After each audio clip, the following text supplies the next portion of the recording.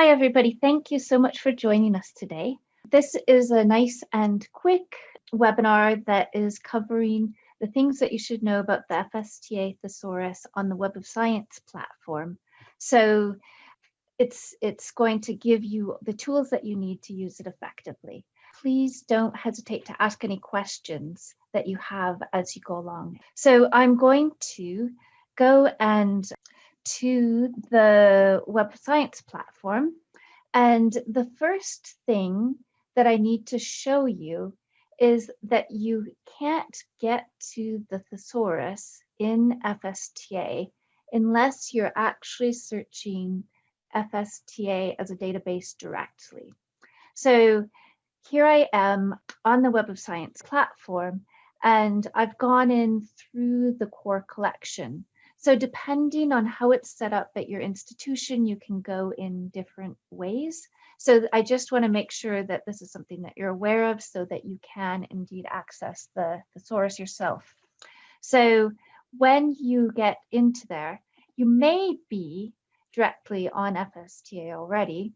You may be at the core collection, or you may be at all databases. And so I'm going to go to FSTA. And that's what gives us the access to the source. But it doesn't appear in any obvious way at all. So this is a trick that you need to know. In order to get to it, you actually have to go to the descriptors search field. So you can do this either by scrolling to descriptors, or as a little bit of a shortcut, if you're here, you can type DES, the beginning of descriptors, and have a shorter list to choose from. So as soon as you do that, you get this link, the Select from Thesaurus link, and that's the way that you get into it. So as I said, it's a little bit hidden, but it's a really valuable thing to use once you get there. So I'm going to actually click to get through. And as soon as I do, I get to a search box.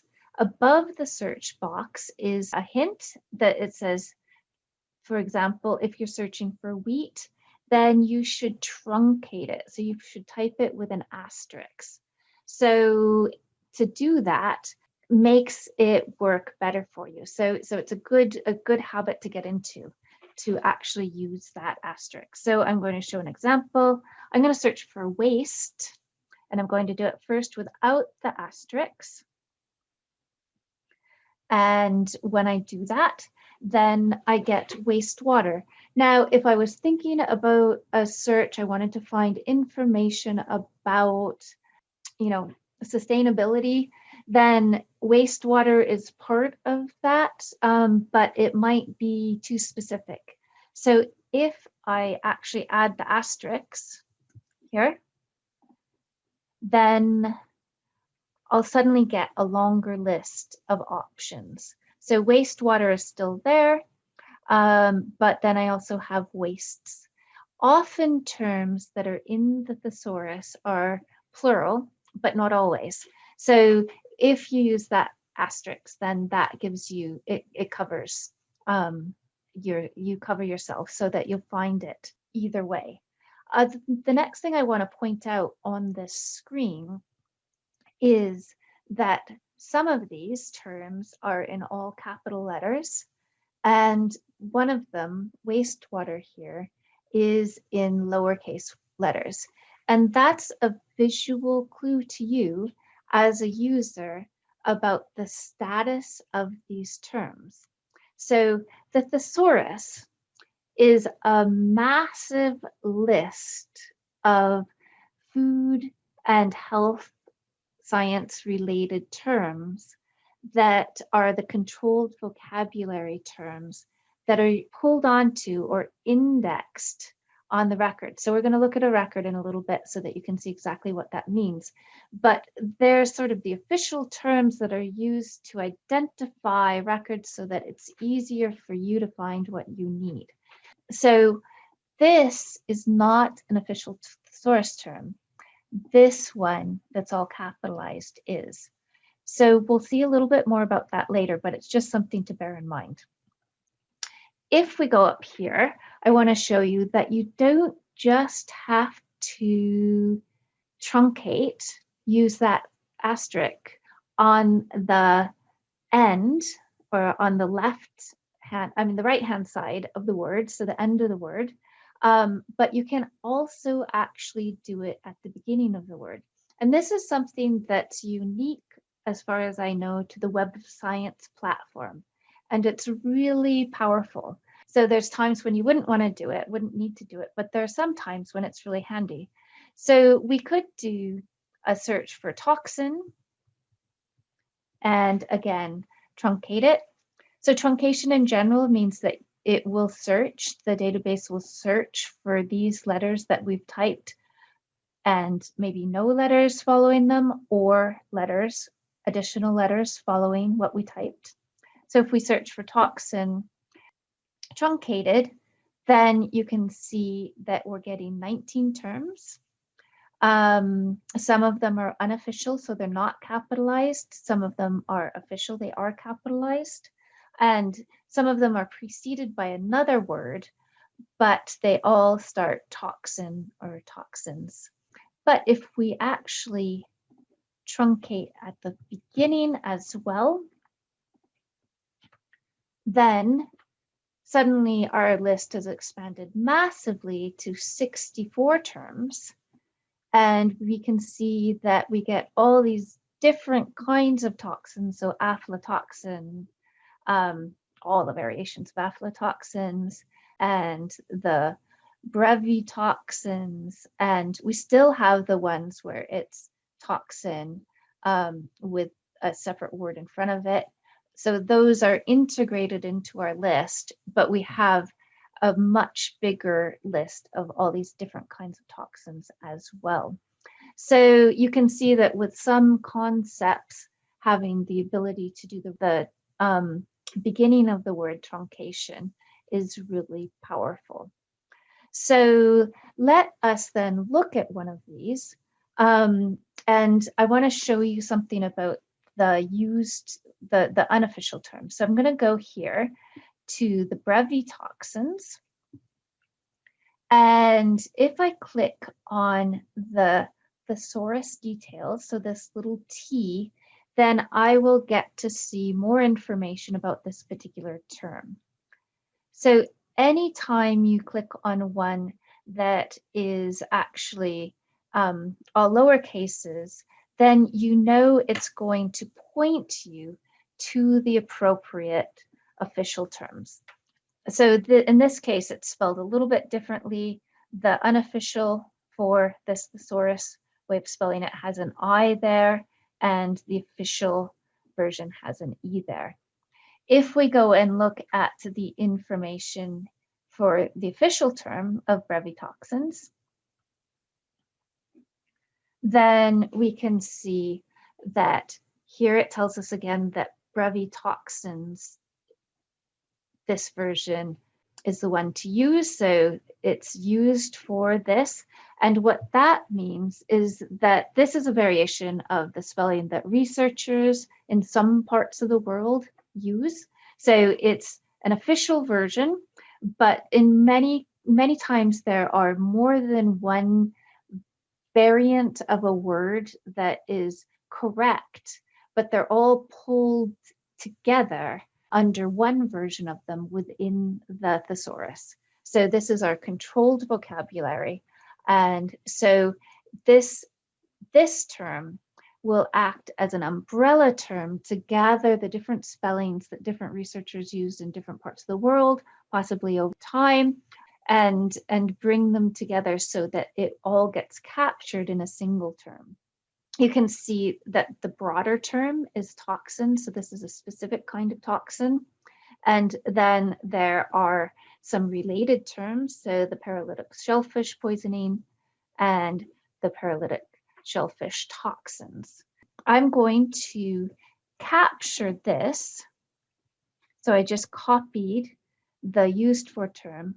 I'm going to add the official term here to the search bar. So this is where we're gathering the the controlled vocabulary, the thesaurus terms, the subject descriptors. Those are three different ways that we can talk about the same things. Here, there's so many different words that are used for these terms. And I'm going to say okay. And as soon as I say okay, then I go back to my main search page. So, and my term has been transferred there.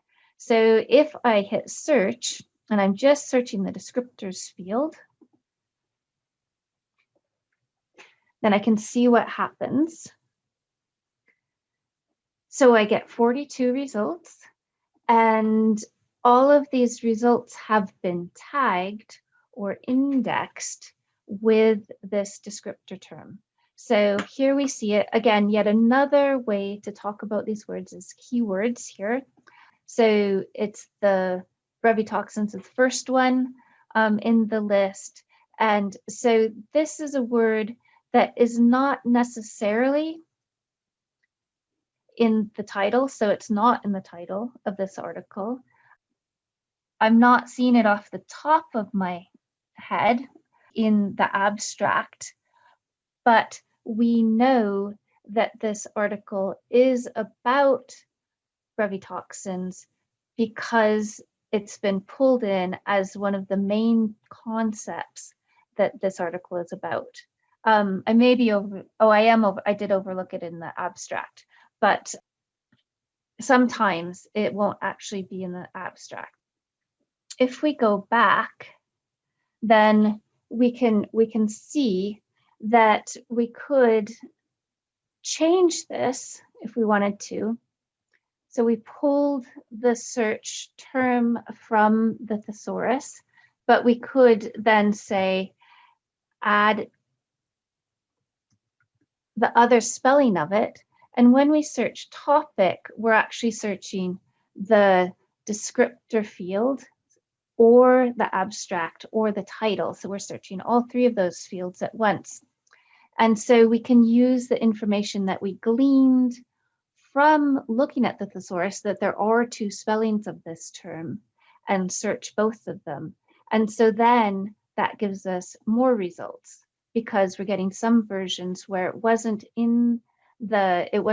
considered so central to the article that it was in the descriptors, but it was actually in the some other part of the article as well. So it will be about it, but perhaps not as focused on the concept.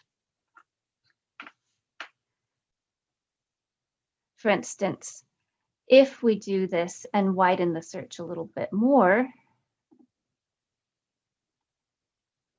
so pull in that truncation device again and say these aren't necessarily going to be plural.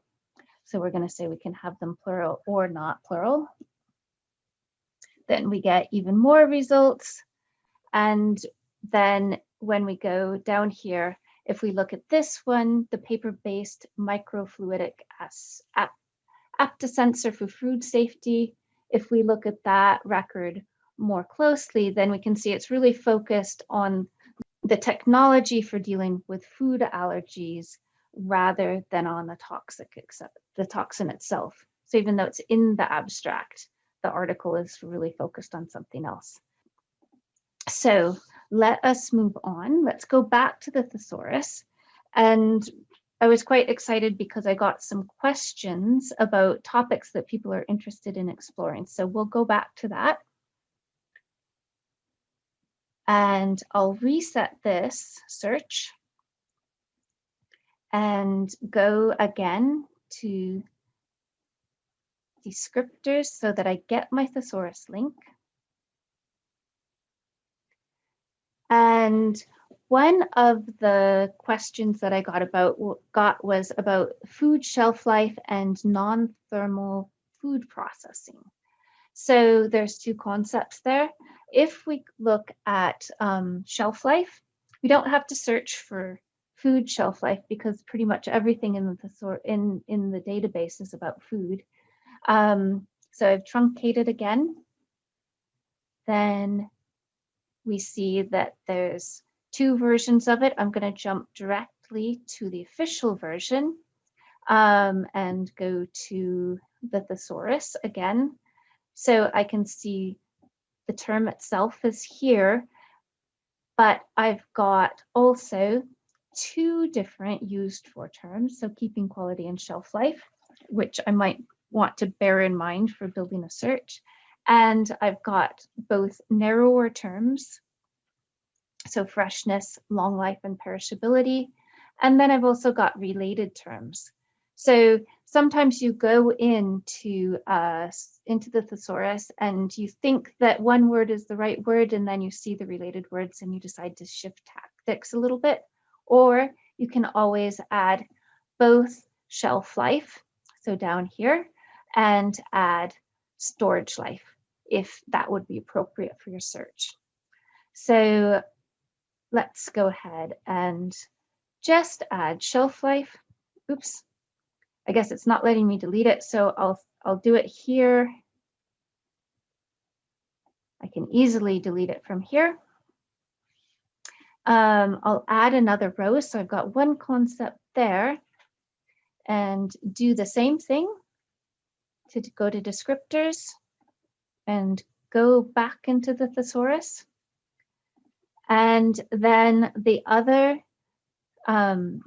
concept for this was the non-thermal food processing. So there it is. I'm going to try searching it. And I can see again that it looks like it's going to direct me to non-thermal processes. And so I can double check that. Sure enough, it does. I can look at the thesaurus, and again, I can see that it's used for quite a few variations of ways to spell that.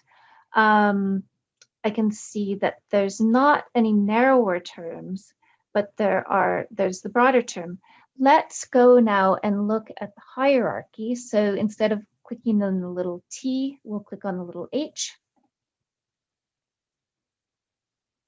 And when we do, then you get to see the term in a bigger context. So you're seeing it in the immediate context when you look at the T, but with the hierarchy, you get to see the whole tree.